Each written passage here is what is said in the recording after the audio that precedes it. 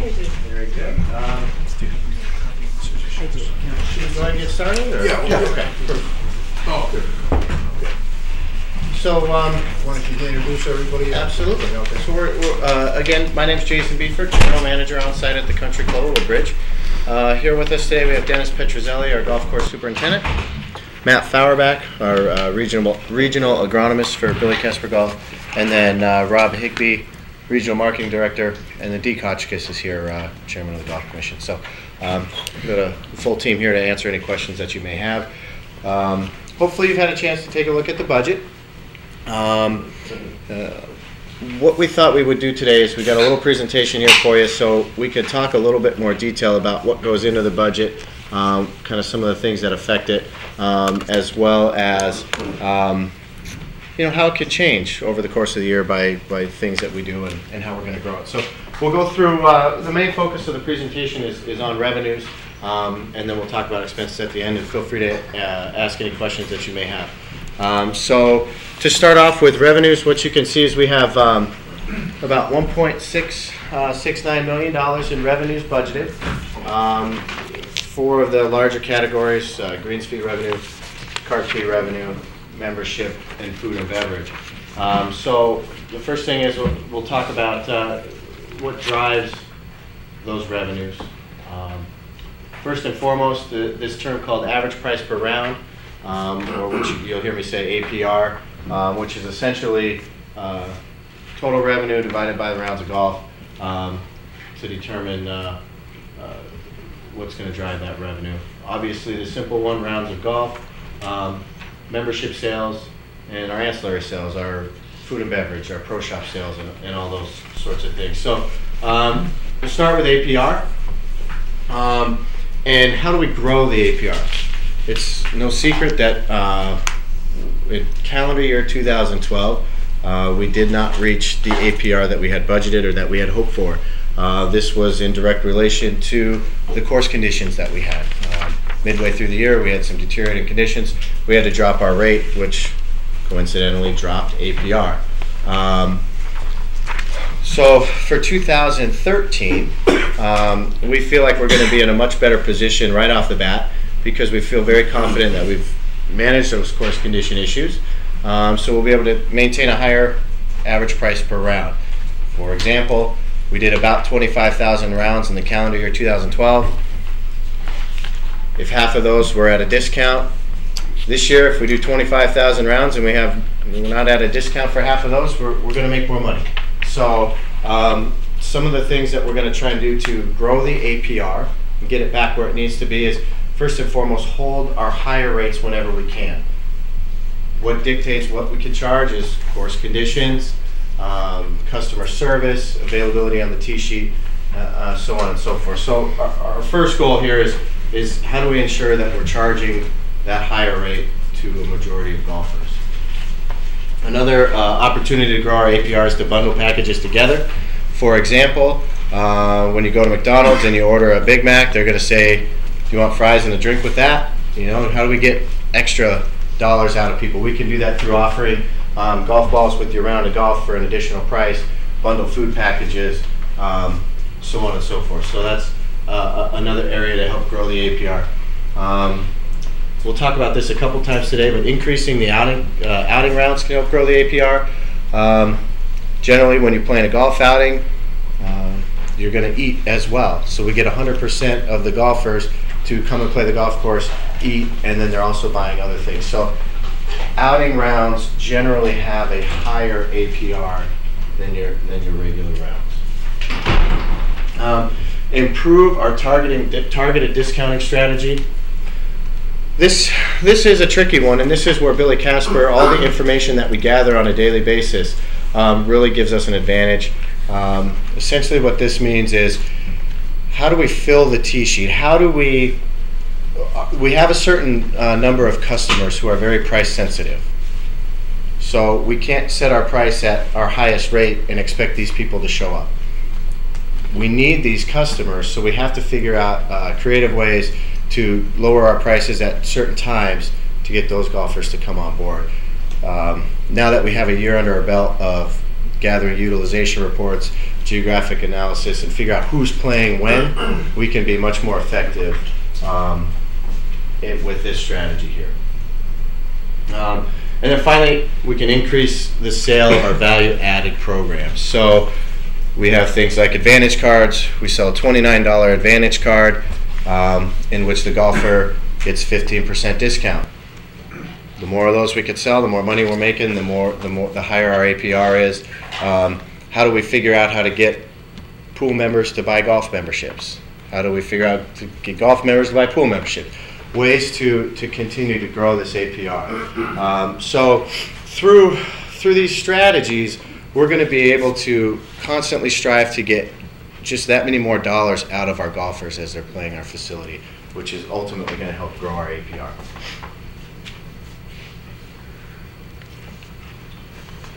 Growing rounds of golf.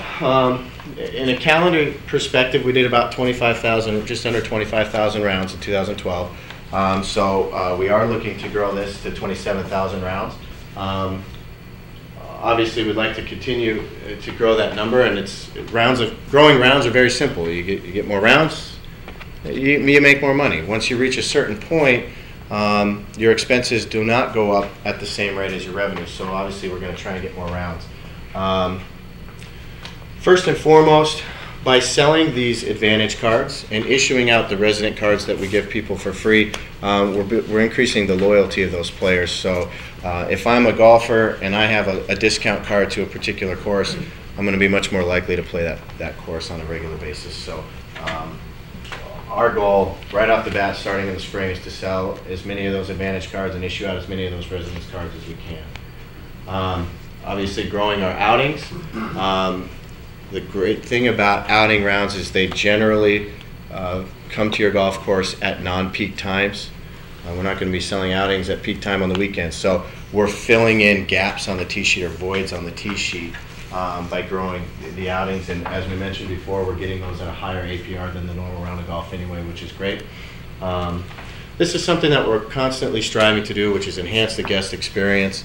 How do we continually provide improved customer service so that the golfer chooses to come and play Woodbridge over the other courses because they know that they're going to get a great experience. This one, again, is very important to us as a company. We need to offer incentives and discounts to fill the underutilized times on the tee sheet. For example, weekends at 11 o'clock, which is a time just before we drop our rate, tends to be a slower time on the tee sheet. We are going to figure out ways to offer a small discount to get people to fill in those times. The nice thing about doing that is usually when you're targeting discounts or golfers who are looking and very price conscious, they're not playing at the peak time anyway, so they're not just buying down to the discounted rate, but they're filling in at those times where we're generally slow anyway. Early mornings, later in the evenings, those are all times that we look to provide discounts. And then Billy Casper's very good at this one, and that's maximizing the number of available times on the tee sheet. We open up 15 minutes before the sun comes up, and we'll let you come and play, a half an hour before the sun goes down. We have as many tee times available as we can, and even getting into more detail on that, if we have a foursome that calls and books a 10 o'clock tee time on a weekend, we need to make sure that they're actually a foursome, so that they're not showing up as two or three, and we're missing opportunities to fill in those other spots. So that's something that we always look to do on the front lines. You learn your members' playing habits and those sorts of things, and you're able to really manage that process. The third bullet was increasing membership. This is again a very simple goal as it relates to revenue. The more members you sell, more memberships you sell, the more revenue you make. Couple of things that we're going to try and do. First of all, we need to use our current membership base to help grow our business. They're our biggest asset. They've obviously enjoyed the club because they're there as members. So we've created a membership referral plan in which we are going to give cash to our members if they help grow the business and get new members. We've got a comprehensive schedule of community days, Woodbridge days, Amity days, and public open house days related to both golf and the pool, where people can come to the facility for a very discounted price, experience it, get issued any Advantage card programs or any rewards programs that we have, and then we'll provide incentives on those days for them to join as well. People still are a little bit unaware of what our message is and whether we're public or private and who we are and what we are, so those community days are going to really help in that regard. The third one here I'm really excited about, we're implementing a membership trial program. Essentially this is a way for, in the month of April, you can try us out for a month. You pay a small fee that's in proportion to the membership price. You have full privileges for that month, and you're able to give it a try and see if it's something that you feel like you can get the most use out of. At the end of the month, if you wish to continue on in the membership program, we'll just deduct the price from the total membership that you've already paid, and you go from there. This is a great opportunity because if you don't wish to continue, we've already got your membership money for that month. So it's not like you're playing for free. You know, you're not just kicking tires. You've already committed financially at least something. So we're going to benefit from that as well. And then finally, as we continue to get the list of our top players, the people that are playing the most rounds as green spheres, I personally will be targeting those people on a one-on-one basis to try and get them to buy into our membership programs. And then finally on the revenue side, the other areas, like I said, pro shop sales, food and beverage sales, driving range sales, and a couple others here. So basically this is where our frontline staff comes into play. This is where the training and the sales support that we give our frontline staff really can make a big difference. Every single golfer that walks through the door gets upsold on a pro shop sale item every single time. Again, if we can get $3 for a sleeve of balls or $5 for a bucket of range balls to every single golfer, that's our goal on the front lines to, again, just continue to drive those extra revenues and get that APR up to where we need to, where we'd like to have it, or where we need to have it. Just so you can kind of understand, in the last page of your, or in this page here on your packet that's got the red and the highlighted info on it, we budgeted for a fairly conservative APR in 2013, which is, remember, an increase over 2012. But then what we've done is we feel like we're going to have a lot of positive momentum coming off of this year, this calendar year. So the spring of 2014, we've budgeted for a little bit increase in that APR because we think we're going to have a lot of positive momentum. We're going to sell some memberships, and we're going to be able to maybe charge a higher greens fee price in 2014. So the APR there it looks pretty good on that budget thing, and again, it's primarily driven by that increasing that in the spring of 2014. Going through kind of quick, does anybody have any questions as they relate to revenues at this point, or? How did your membership drive do this fall? How many members? We got full members. We got 90 members this fall. 51 of those were golf members. We had about 25 pool members. We had 9 tennis members sold, tennis memberships sold, and 7 junior memberships sold. 51 golf memberships relates to about 75 in 2012. So we have another 25 to go to meet that number, which I fully expect to do in the spring. On the pool membership side, we're about 25% of the way to the 2012 number. Again, we weren't really sure how that was going to work because the length between seasons is so long. The discounted incentive to buy wasn't quite as much. So again, we feel fairly confident that we're going to get to that 110 membership number on the pool membership side as well. The nice thing is as we turn the new year, I'm already getting outside calls from new memberships and that sort of thing. So people are starting to think about it, and if we can get rid of this white stuff out there, I think we'll be in great shape. And Jason, also on the revenue side, how are the bookings going for outings? The bookings for outings at this point have gone slow. At this point, I have 3 outings in the books, or about 250 rounds.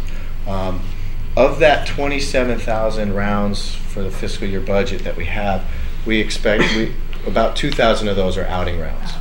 We did about 800 outing rounds in 2012. We hope to get about 2,000 this year, and then long term, within the next 3 to 5 years, we feel like 5,000 outing rounds is a good number from a revenue perspective, without taking up too much supply of your tee sheet for members and guests and that sort of thing. From a sales perspective of outings, I have sent out 42 proposals to point this year. I have about 100 outing contacts on my list. The difference in contacts and proposal sent is primarily due to them already having a date in 2013. So one of my many sales techniques, when the outing happens at the other, say they're having an outing at Racebrook in May, I've got that date on my calendar, so I can send them a foursome of golf for their raffle, and then reach out to them shortly after their date to try and get my foot in the door that way. Thank you. Yep. So switching gears, do you guys have anything to add, Jen? Okay. Switching gears to the budgeted expenses. This was very difficult for us to budget for in 2013 because we had very little historical data as to what it was actually going to cost to run the clubhouse, etc.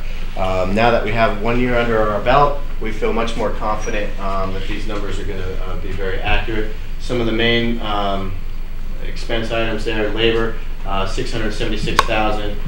General admin expenses, things like running the electricity in the clubhouse, propane, general stuff there, $243,000. On the agronomy side, for maintenance expenses, $218,000, and then about $120,000 in equipment lease payments.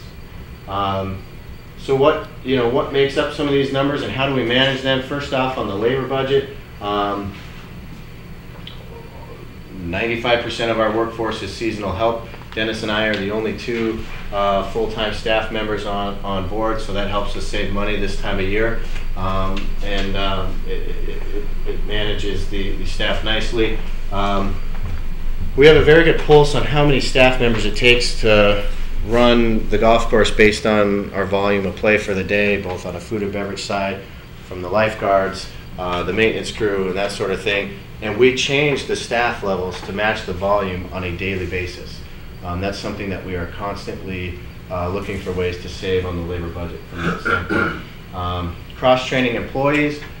We have several very dedicated, very knowledgeable employees that are very willing and able to work in any area that Dennis or I may need them to work. So cross-training is going to be very important this year. And then finally, Anthony Taddy with his lifeguards at the pool, Dennis with his team of maintenance guys, and my staff as well. If we have a rainy day, sorry employees, you got to go home. And it's not always an easy decision, but we, as the weather changes, we're very quick to react to sending employees home, not having employees come in, and we'll save money over the course of the year by doing that. On the expense side, how do we keep things running? Like I said before, we now have historical data to really understand what it's going to take to operate the club. As we get more and more years into this process, we're going to continue to understand where we can save, where we need to spend as we go. Repair items before they become major issues. I saw Brad Parsons here earlier. I hope you guys know him. Brad is a huge factor in helping me at the club handle these issues. He's very in tune to what's going on over there, and I think it should be noted that he's been a great asset for me, a great resource, and I've really appreciated his help. But we stay in tune to being able to replace irrigation items and things in the clubhouse before we have to completely replace them. And it may cost a little more up front, but in the long run it's going to pay off. We won't go into the details of the chemical and fertilizer application program, but Dennis has put a lot of time in this off season in getting a very detailed plan as to what we're going to spray, when we're going to spray it. And again, as a new superintendent coming into a property, you don't really understand what disease pressures there may be tied to that property. And Dennis learned a lot this last year. And not only have we improved the overall health of the turf through aeration and deferred maintenance practices, or maintenance practices that were deferred, we also understand the little intricate details of spreading chemical and fertilizer. As a town, as an owner of this property, one of your biggest benefits that Dennis and I do, both whether it's be pro shop equipment, food and beverage equipment, or our chemical and fertilizer program, is we use our Billy Casper Golf national partnerships to save money on everything that we purchase. I don't believe there's an item in my pro shop that I don't get a discount for ordering through because I work for Billy Casper, because we are managed by Billy Casper Golf. So that's another opportunity for the town to save money. And I know from the equipment lease and cart lease side of the equation, we've really been able to save some good money on that. So the end of the budget, what we're expecting to make for the town in fiscal year 2014 is $92,544. Again, we feel like we have a very sound knowledge and understanding of the expense side of the equation. We obviously, everybody in this room knows we have a very big and unpredictable clubhouse. And so obviously that could change at any time, but we'll work to manage those expenses. And through our marketing programs, Grow the Game initiatives, and solid teamwork and training on the frontline staff, we feel like we can drive revenues and make some money for the town at this point. So that being said, do we have any questions about what we're asking here, or what we're expecting from a budget perspective? Let me just ask a question on your pricing policy. Anyone can walk up and play around with golf. Yep. But that's not the case. Swimming, you have to buy a membership. Is that right? No, that is not correct. We had this discussion the other night. We do have a day pass for a person to come to the pool. It's $20 for the day. We get a lot of pushback on that seeming kind of high. The reason it's priced at the way it is because for whatever reason, with such a short season at the pool, there's a lot of families that, go out of town for a vacation, or, gone for this month or gone for that month. And if we drop the price too much, there's going to be no real benefit to joining as a member. So we need to keep that high, but we do have that option for folks to come in. $20 for a Woodbridge resident, $25 if you're a non-resident. Mm-hmm. And I like to get more. And one of the things that we try and do is we try and have these community days or these Woodbridge days. So if you can't afford that price, you can still come to the club and enjoy it on one of these other days at an affordable rate. And we have food and beverage discounts, and you can still get some enjoyment out of the club. Great, thanks. Mm-hmm.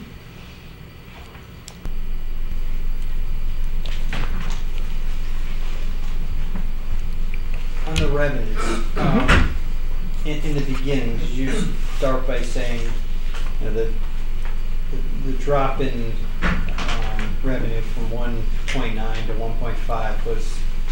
Are you saying it was because the course was not in as good a shape, and so it didn't last throughout the season, and you had to drop your rates? And is that how you would characterize the 20% differential? Yes. Having that behind you, it's I don't know, is the increase relatively modest? I don't know, am I right or wrong? Because it is relatively modest. It's not a very large jump, so it is relatively modest, and the reason we've taken that approach is because there's a level of trust that we have to earn back from our customers, from our golfers, and it's going to take some time. Well, we got a lot of feedback as people played the course this year, and almost every single comment that I got, the very end of it was, but we love the course and we can't wait to come back. But it's still going to take some time to get those people to trust us and come back. So we started off in a conservative fashion, just so we're not setting any unreal expectations and that sort of thing. And that being said, as much work as Dennis and his team have done on the golf course, and we feel like those problems are behind us, Rome wasn't built in a day, and so there's still going to be catch-up items that we need to account for as we get through the heat pressures of the summer. What are you using for your average price per round on the 770? $28? The 770. At 27,000 plays forecasted? It's the, I'm sorry, it's the combination of the 770 and the 250. Okay, Is the green fee cart 250. is the cart fee revenue Okay, divided by 7. 27. Okay. The 2012 total APR was about $46 or $48 per. And the reason the forecast number is just is obviously a little bit higher is that as we expect to do much better in the spring of 2013.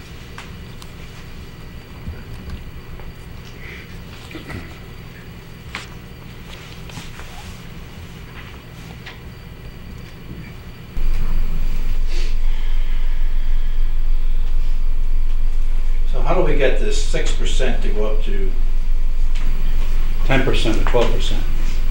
I think that's, I understand your reluctance, but I mean, you've gone from forecasting a $327,000 profit to forecasting a $92,000 profit going through 14.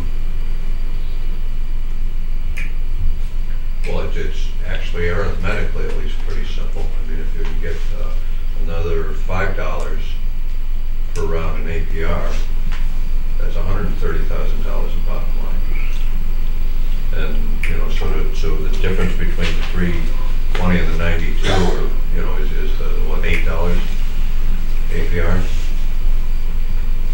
But you still have to contend with the competition from the other courses around you. Absolutely. And they're going through the same problem everybody else is going through. I mean, memberships.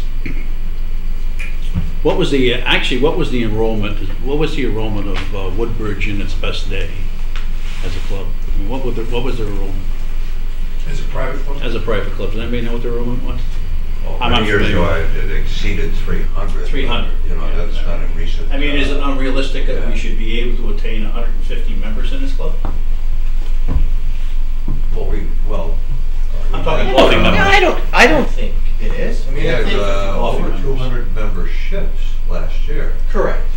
We had, Golfing members, we had not- 75. We had 75 memberships, golf memberships last year, and I think, again, as awareness builds and as conditions build, and as one of the things that we've talked about doing as a company is finding little ways throughout the property to make memberships more attractive to all of our golfers and all of our pool members, for that matter. And so, no, I don't feel like that's an unattainable number, but coming off the uncertainty of the last 2 or 3 years, and coming off into a new business venture, it is unrealistic to think that we're going to get to that number in fiscal year 2014. But I think as we look long term, I definitely don't think that that's an unrealistic expectation. Now, how about the tees? You're talking about 27,000 rounds of golf, which is almost double what this course. I mean, this course was usually seeing 13,000 rounds of golf. Correct. You're talking about tee boxes and tees. Is that going to be sustainable without any capital improvement? Is the infrastructure of that course going to hold up at that level of play? Forecast the level of play? Well, the incremental cost of adding the tees is not that material. I mean, No, that wasn't my. I understand. My question is, based on what has been done, which is very little. Okay, we've seen this course go from play of 13,000 as a private club, now moving up to 27,000 rounds of play. Infrastructure-wise, very little has been done to the course to change. Okay, so the question I ask is that if we don't address that, how long can you sustain that much play on this course without beginning to do some damage to it? If you don't make some improvements, We would look probably 2 years in the future, understanding that we've got the right model for sustainability, yeah. and at that point we would probably feel comfortable recommending where your investment would be best spent. Okay, so you feel you can sustain that for a couple of years? I mean, I'll Without doing any- let Dennis speak. I mean, it's not without its challenges, especially on the par threes. We did 25,000 We did rounds 25,000 rounds this year. and we held our own. Yes, we need to add tee boxes to the par threes, for instance, where it gets the most wear and tear. There's no question. But we are looking ahead as far as the capital plan, where we should be adding tees at that point down the road. I think the other encouraging thing about this is, given, it's no secret the course conditions were not so good in 2012, and we were still able to get 25,000 rounds to the property. And I think with improved course conditions, I think I feel relatively confident that we are going to boost the APR and we are going to increase the rounds over time, and our service levels are only going to get better, and our turf is going to, the practices that we're doing is going to help. Yes, the rounds are going to deteriorate the turf, but we're also doing a lot more to maintain the quality of that turf as well. So. Well, I guess the key to it is that as you're ramping up here, is that rate of deterioration has to be checked. Correct. Because then we could really have a problem. Then whatever gains you make, we're going to spend repairing that course and really get involved in a very serious capital improvement program. So it's it's like putting your pedal on the gas and putting it on the brake, putting it on the gas and brake. So at some point in time, it's going to have to be addressed. Absolutely. Sure. Is my memory correct that Billy Jasper only came on last March? Yes. So it has not even been a full 12 months? Correct. Thank you. So what we're, I think, really involved in here is a 3-year program to see how well this golf course can do or cannot do. Right. And we'll have a pretty good idea at the end of 2014 where we are with this. All right. No, that's not even 3 years. Well, we did come up considerably short on year one in revenue, so now we have a new baseline. I mean, 327,000 plus is very different than 76,000 negative. Without paying any debt service and a seriously aging infrastructure. So maybe it's incumbent upon the town to figure out a way to have some extra income out of that property, if you know where I'm getting at. We had talked about possibly developing a small portion of it. We weren't successful the first time around, but I think it's incumbent, if we're going to keep this thing running as a golf course, and a lot of people want to keep it as the Woodbridge Country Club, etc., we've got to refocus ourselves on the town coming up with some ways of lessening the burden on the taxpayers via lowering the debt service and creating some revenue. So that's something I think we're going to have to discuss as a town. I'm not going to kid myself and think that that this place will ever cover what it's going to cost us. I mean, even as Greg was saying, at 76,000, our debt service far exceeds that, and we still have the risk of capital improvement. So we need to come up with that huge property. We need to come up with a way to develop or create some income out of it without affecting the golf. I was going to say, but for the moment, that's an independent issue from operations of the golf course. But if we're going to look at, well, gee, we were thinking we're going to make 300, but we lost 76, and now we're going to make 92. Bottom line is, we're not even coming close to covering what it's costing the taxpayers. But you're right. Debt service and capital improvements is going to be another $500,000. So I mean, this is real. Yep. So they're.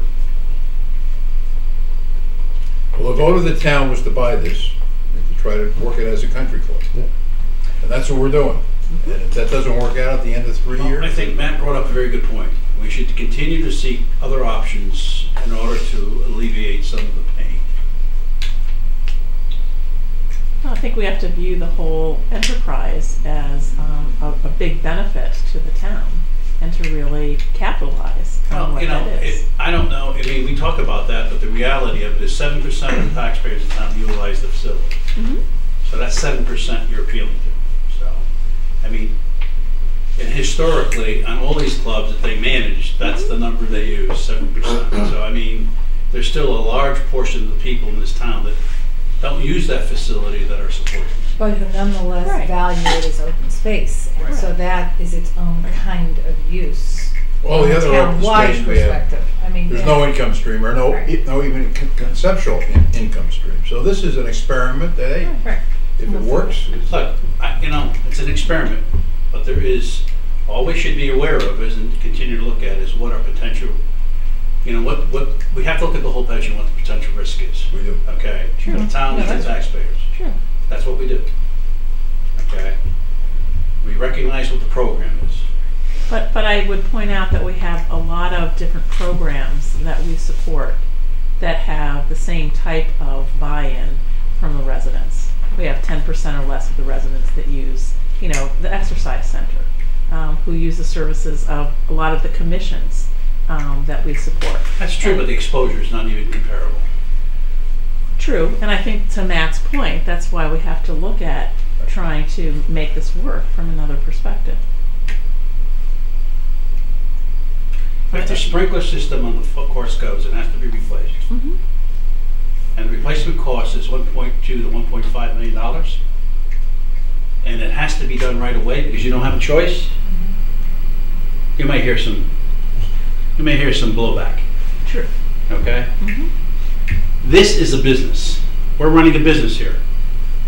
This is a unique experiment for us. Mm-hmm. This is a real business and has real risks. Mm-hmm.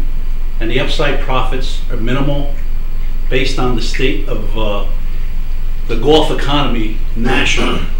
But there's still large business risk attached to this venture. I just think we just have to keep our eye on the ball, that's all. Well, but we can, but we're limited. What we can do. Yeah, we're limited at this point in what we can do. Before, I sat next to Ed when we met at the Amity Auditorium, and Yeah. the town overwhelmingly said buy it. I think the risks were made clear. We weren't buying it.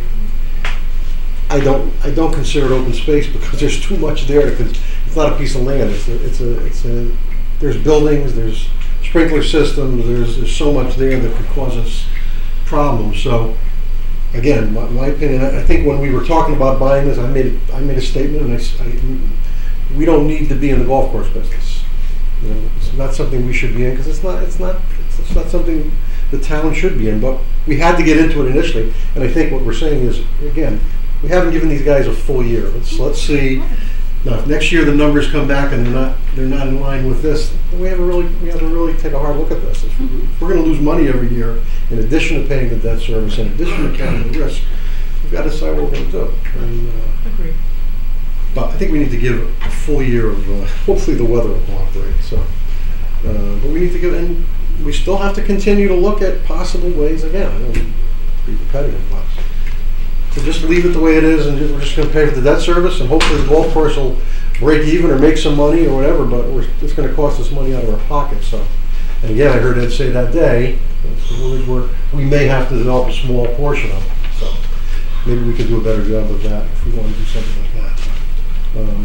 I think it's an ongoing proposition. We've got to look at all aspects of it. But I think what everybody has said here today is true.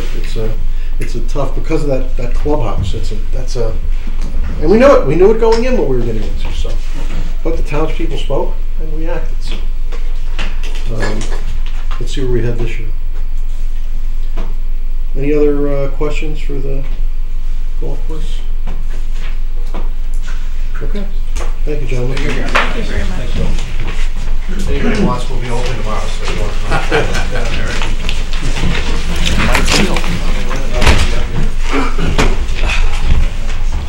All right, why don't we quickly go through these last three? We do EMS? We did EMS? Yeah. First up is debt service. I mean, we really have to. I think we've heard all about this with the Beecher presentation and all where we're at. It goes, Goes down some. actually a decrease here because the road reconstruction and radio system were paid off. That's part of it. Okay. Any questions on debt service? I think again we've seen all the projections and everything else. So. Conservation Commission 1610. Zero. Not much there, right? No. Conservation Commission. Yeah, I don't think we, why do we even put these down? I mean, $2,000 budget, you know, okay. Actually, the debt service is going down by over 7%. Yeah, yeah.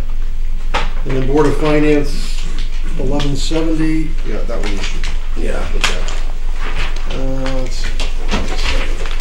Board of Finance has a huge increase. And, you know, contingency is something we'll always talk about.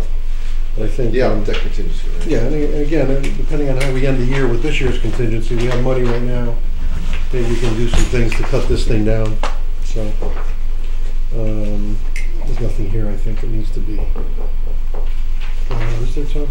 No, the audit's part of the a 4-year bid, so we're in